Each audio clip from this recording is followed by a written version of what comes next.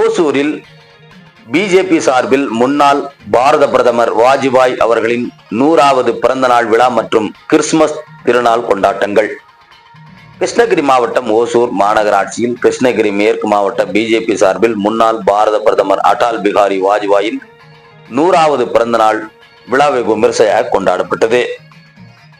BJP Krishnagiri மேற்கு மாவட்ட தலைவர் எம் நாகராஜ் தலைமையில் மகாத்மா காந்தி சாலையில் அமைந்துள்ள பிரசித்தி பெற்ற ஸ்ரீ வரசித்தி விநாயகர் திருக்கோவிலில் சிறப்பு வழிபாடுகள் நடைபெற்றன.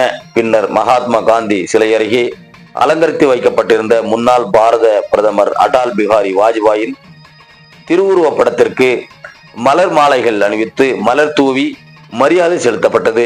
இதனைத் தொடர்ந்து பொதுமக்களுக்கு அன்னதானம் வழங்கப்பட்டது. பின்னர் மத நல்லிணக்கத்தை குறிக்கும் விதமாக மாவட்ட பிஜேபி சார்பில் கிறிஸ்துமஸ் திருநாளும் கொண்டாடப்பட்டது.